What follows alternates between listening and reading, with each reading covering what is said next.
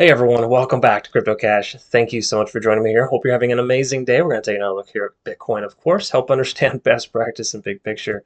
And obviously, hope you had a great weekend. We did experience more volume over the weekend than we did previous weekends. So it's interesting. We're going to take a look at that price action, the traditional markets, and a handful of other little things. Kind of look at the big picture essentially to kind of draw an informed decision essentially. So that being said, if you're new to the channel, not a financial advisor, love teaching people to trade. Hope you can learn something here today. And if you'd like to become a better trader, CryptoCache.tech is a site, link in the description below. I offer a trading community, trading signals, and of course an academy to teach you everything that I know. So if you like the style of trading that I have, feel free to consider joining.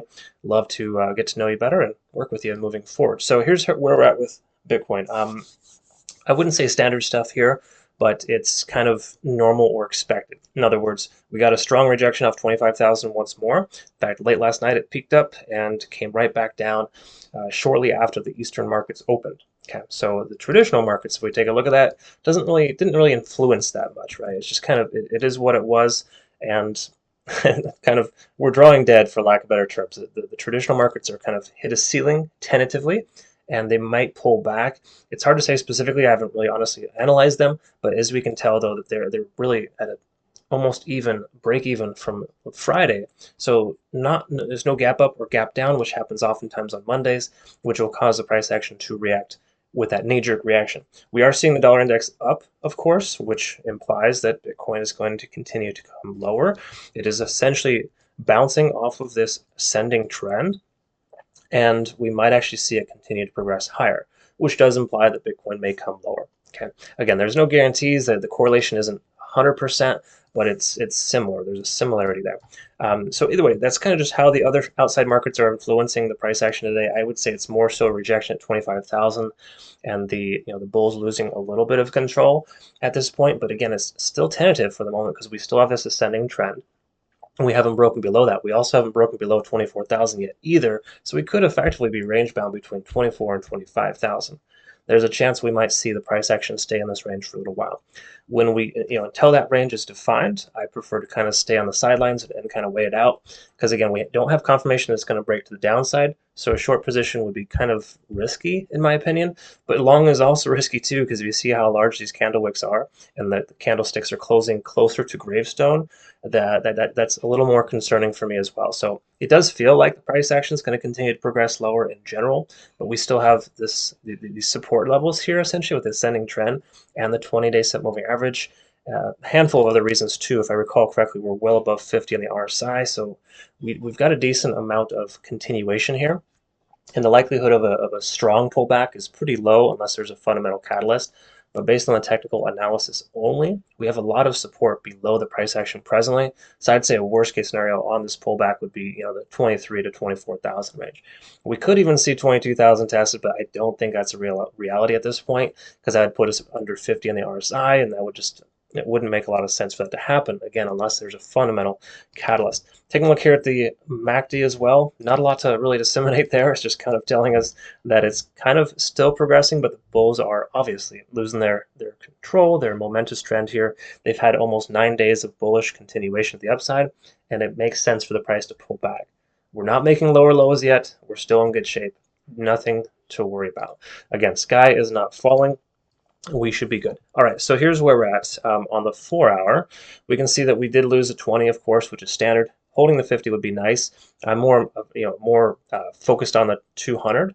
So if the price action does come down to test the 200 and we break below, that would be a case in point where we should probably be concerned. Again, that's going to put us right around 23,000. The RSI is under 50, which isn't great, but again, I prefer the RSI on the daily to kind of really give us a bearing on where we're at, specifically in the big picture. But with this midterm kind of telling us that we're below a key level resistance, we could very well experience the price action coming lower here, where kind of right around 24,200-ish could be a resistance level. Okay, so again, a little too early to see that essentially, or to kind of draw a conclusion as to whether that's relevant or not. But that's kind of where we're at. Again, RSI on the 4-hour can be a little, unless it's definitively above or below, it can be a little misleading. So with it just peaking below, I'm not super concerned with that. With the MACD, of course, this is telling us that the bears are picking up momentum, obviously. We saw this significant red candle here that caused that to happen. But generally speaking, when you see this on the MACD, it doesn't necessarily say you want to take a long or a short. It's kind of, for lack of better terms, kind of like fair to middle, right in the middle, where we don't have any definitive direction. In other words, it shows the bears are picking up momentum, but it doesn't imply that we should proceed with a short trade, right? Uh, Again, when I see conflicting information on the 4 hour, to me, that's more of a stand on the side and wait to see what happens, more so than a take a riskier trade and potentially win or lose, right? I don't like to risk as much as other folks do, and that's perfectly fine. I've been trading for over 16 years, and I've survived this long. And to me, I think it's all about surviving bearish type of markets and then thriving in the bull markets. And we need to survive right now, and that is taking less trades and effectively lower position sizing when you do. Again, that's just best practice. I feel that works really well. It's kept me alive for a very long time, and I can assure you that it's probably the best method for you too if you're new to trading, because over trading is a concern. It's a definite problem, and a lot of folks, unfortunately, just jump in and jump out at their whim without a specific format in place. All right, so take a look here at TD sequential. Can't really see too much, but we came up to about a 7, got rejected at the key level resistance. Once again, right about 25,000. So again, even though it peaked up above for a short while, 25,000 still holding strong as resistance. But keep in mind, we are testing this level multiple times. This is almost the 4th time we've retested it in the past, that is 4 trading days. So it's an average of 1 attempt per day on average. So if you kind of think about that, the likelihood of it breaking through there is higher, right? So to me, big picture wise, I do feel like we're still in decent shape, even though we could see a retest at 23 to 24,000. We're pretty much already there in one sense. We shouldn't experience a significant decrease until we lose some specific key level supports. Okay, so again, I think we're still in pretty good shape. It makes sense that these profits were taken, considering the weekend was moderately green. And then, of course, obviously at this point, we want to look at a couple other things here with the cloud. I'm speculating we're going to be below it, which makes sense. But again, if you are in a short position, it does imply that you want to kind of keep your short position open.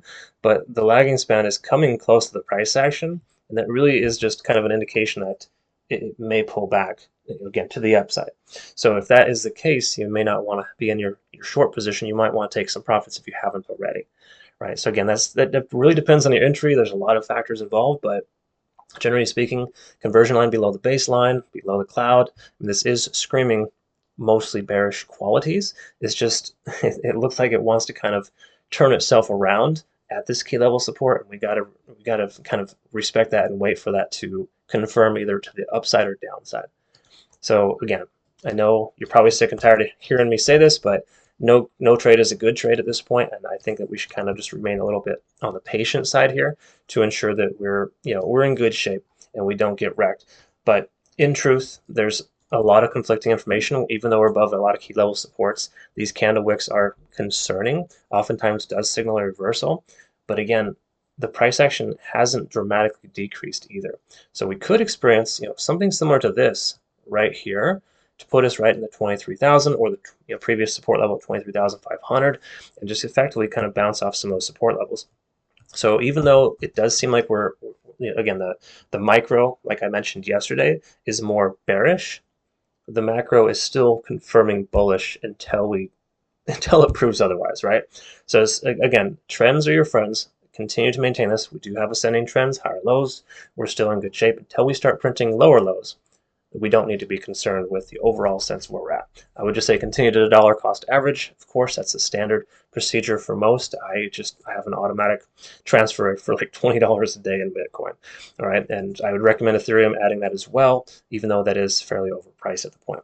But again, a lot of good stuff going on here for Bitcoin. I don't really see anything super concerning. I would say mostly a lot of conflicting information, kind of telling us we're probably going to be range bound for a short while if we do not retest the 23 to 23.5 range.